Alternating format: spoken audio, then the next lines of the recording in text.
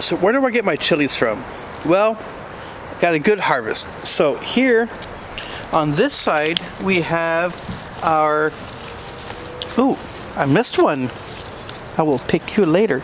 This is my hot banana peppers.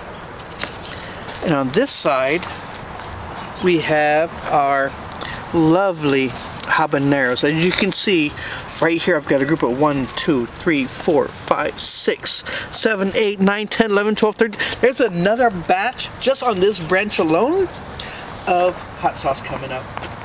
And then so the plant just started taking over. So I've been picking them.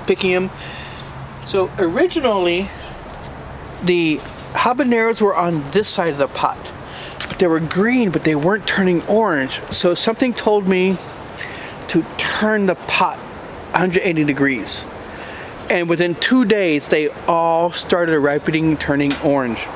Over here, we have our Thai chili peppers. They're also called bird's eye chili. Jalapeno, sorry, not habanero.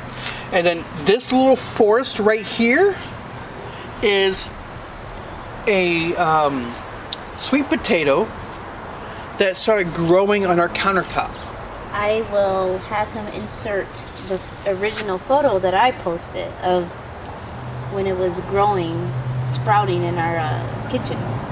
So I cut the eye. So pretend this is a potato, and the eyes are just sprouting.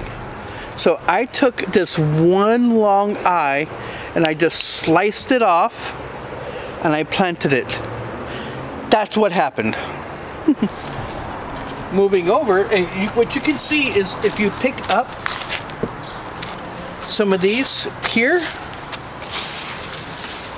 you'll see little roots underneath of where they're trying to grow inside the dirt and make additional plants. Now, if it were potatoes, I'd be fine. Russet, red, Yukon Gold, fine. I'm not a big sweet potato fan, but looks like I will be this summer, or this winter. We also have our rosemary bush, which is being drastically overshadowed by, as you can see, if you can zoom out, you can see how this one container, look at the container, it's all the way here, is overgrowing everything. So this is going to go in the ground eventually. We also have our rosemary, and this here is only 2 basil plants. Third one is right here, the purple basil, which is not doing so well. We have our sage. Thank you, Lori. Our chocolate mint, which was doing great till the squirrels. Look, you see that little hole right there? So the squirrels are digging in and burying the acorns from the oak tree. And if you guys are wondering why we have things in containers, we have really bad soil here at our house. And this tomato plant was very small only, what, 3 months ago? This came from my grandma's house. And after she passed, we looked around, we're like, oh, can we take the tomato plant? Well, you put it to good use because no one else has room for it. So we took the plant, we took care of it, we put the cage around it, and it just exploded. And I grew up at my grandma's house eating fresh tomatoes and, you know, fruits and vegetables from the yard. So eventually, oh, my leeks.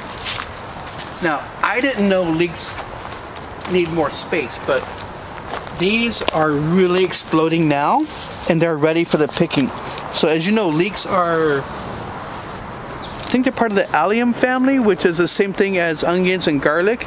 So the green tops you really don't use in cooking, but I use them in my stocks.